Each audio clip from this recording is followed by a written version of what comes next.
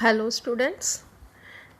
Today in this session we are going to discuss the next separating technique, that is chromatography.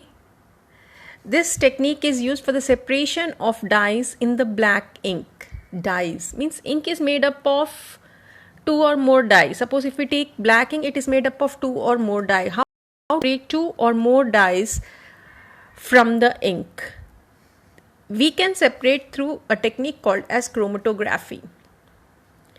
This method is widely used for the separation, purification and identification of colored component. So this method, chromatography, is used for the separation, purification, identification of colored components of a mixture.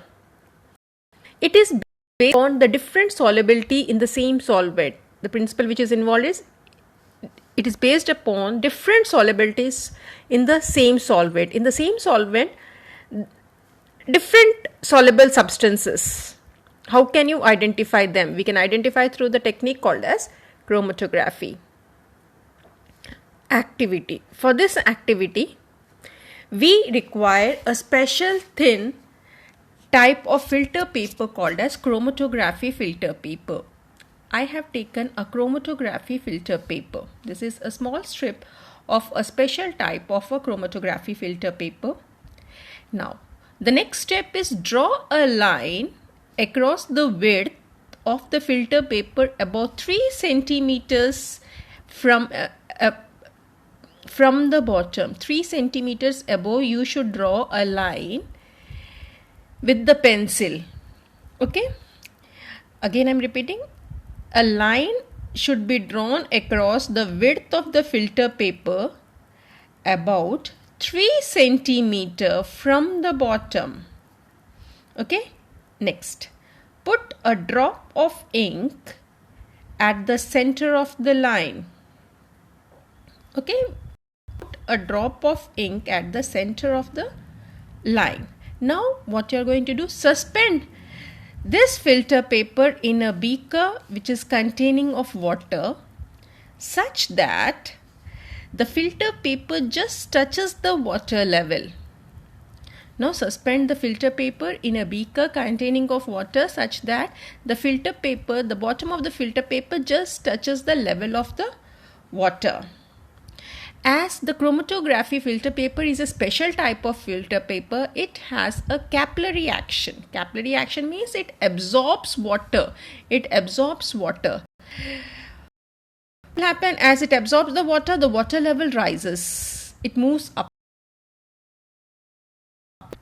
When it moves the upward, it touches the line. It takes the colored component, the ink, along with it. The water level rises up, it touches the line, it takes the colored component which are present in the ink and it rises up.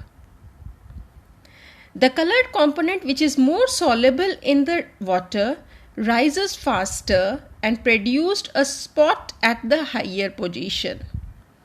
See, the colored component, it takes up the current, the water takes up the colored component, and the colored component which is more soluble in water rises faster and produces a colored spot on the paper at the higher position, and the less soluble component rises slower and produces a colored spot at the lower height. In this way, all the dyes present in the ink can be separated. Okay, in this way the dyes which are present in the ink can be separated. So this technique is called as chromatography. Application. So same activity I have written here. Okay, go through the activity which I have written here through the PDF. Application. It is used to separate colored substances present in the dye and natural pigments. It is used to separate colored substances present in dyes and natural pigment. It is used to detect and identify the drugs present in the bloods of criminal. So we can detect and identify the drugs which the criminal has used. To separate and identify the amino acids obtained by hydrolysis of protein. Proteins are made of amino acids. Which kind of amino acids they are made up of? They can be easily identified and separated through the chromatography technique. Next, we will move with the distillation. Distillation, it is used to separate a mixture of two miscible liquids. For immiscible liquid, we have used a technique called separating funnel. For miscible liquids, we use a technique called distillation. Distillation is used for the separation of a component of a mixture containing two that boils without decomposition and has the sufficient difference in their boiling point. So we are going to take two liquids like acetone and water. If you dissolve acetone and water, it will get soluble. So they are miscible liquids. Now how acetone and water can be separated? Okay, we can separate them by using distillation technique. Their difference in the boiling point should be more. Otherwise, you cannot separate. Okay, so distillation is used for separation of components of the mixture containing two miscible liquids that boils without decomposition and have sufficient difference in their boiling points. Activity. Okay, for this is the distillation. This is the diagram of the distillation. This is the activity. Take distillation flask. In the distillation flask, we take the mixture of two miscible liquid, that is acetone plus water. This distillation flask is attached with the thermometer. A thermometer is dipped into it and a condenser has been attached to it. Okay, now heat the distillation flask. What will happen when you heat it? The liquid whose boiling point is less will change into the vapor. Like acetone, water boils at 100 degrees. So acetone first, the acetone will change into the vapors. Now maintain the temperature of the boiling point of acetone. This vapor rises up. As it rises up, it enters the condenser. This condenser consists of one inlet and one outlet.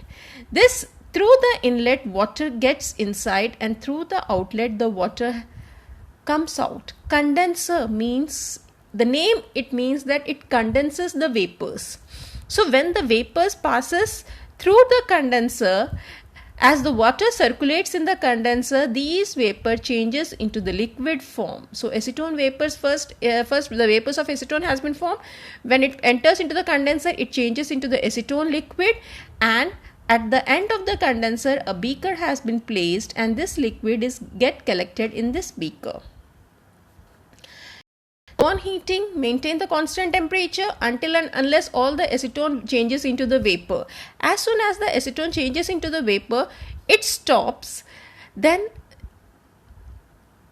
again continue the heating. Then water, the 100 degrees centigrade, the temperature reaches into 100 degrees centigrade, then water starts changing into the vapor.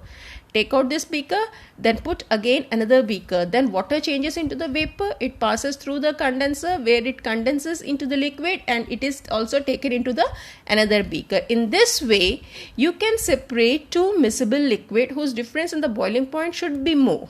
This is called as distillation. Okay, so the same activity I have explained here, and this is the diagram for that. Next, fractional distillation.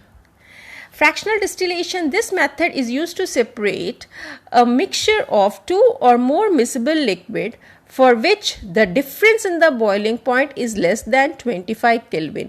This method is used for separating miscible liquid whose boiling point should, if it is less than 25 Kelvin, we use fractional distillation. Fractional distillation is carried out using a fractionating column.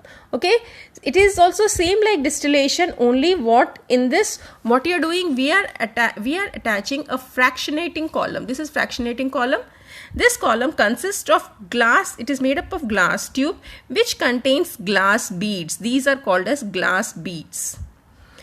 The actual purpose of this fractionating column is to increase the area, surface area of cooling.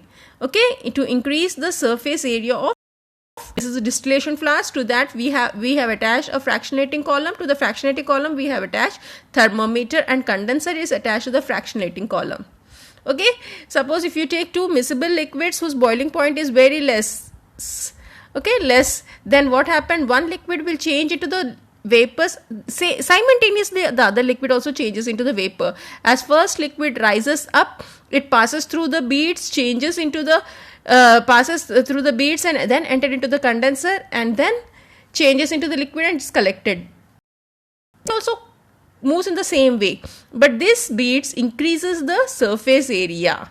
It is not allowed the second liquid to change into the liquid until the first vapors is changed. Okay, so same fractional distillation is carried out using the fractionating column. It is consists of a long glass tube with the glass beads.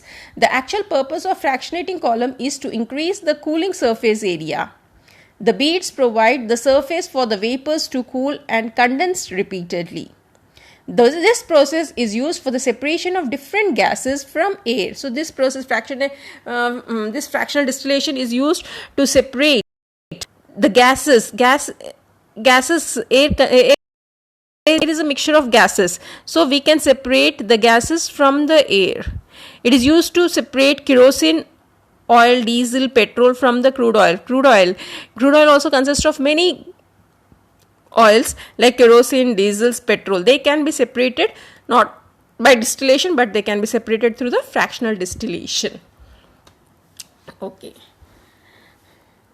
Next, fractional distillation to separate different gases from air. So fractional distillation, same technique, fractional distillation we used for separating the air. Air is a can be separated into components by fractional distillation.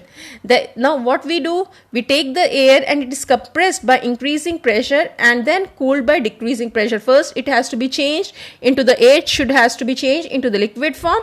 That liquid air is taken in the distillation flask, and it is attached to the fractionating column, and the fractionating column is attached to the condenser. Same activity you will write for this, so that the air can be separated. So first what you will be doing, air is compressed, means it has to be changed into the liquid. How it is changed? It is compressed by increasing pressure and then cooled by decreasing temperature. Then this liquid is allowed to warm up slowly in the fractional distillation. Same technique. The last method is crystallization. Crystallization, it is the process by which an impure compound is converted into crystals known as crystallization. So, impure compound converted into pure compound, but we are going to convert them into crystals, which is called as crystallization. Principle. When the crystals is formed, it tends to exclude the impurities. So crystals which are formed, they are free from impurities, which remains in the solution. The impurities is left in the solutions, and the crystal we get is in the pure form. Activity. Take about 5 grams of impure copper sulfate. What you are going to do? First, take impure copper sulfate, dissolve it into the minimum amount of water in a china dish. Take china dish, take impure copper sulfate and dissolve it minimum, less amount of water you have to add. Now after dissolving, what you are going to do, the solution is then filtered to remove the insoluble and suspended impurities. Now the solution what you have made, from that you have to filter that. What will happen? The impurities, when you filter that, the impurities will come on the filter paper. Now evaporate the filtrate in a china dish. Whatever after filtration, whatever you are getting the liquid, now evaporate on the china dish, so as to get a saturated solution, so that you can get a saturated solution.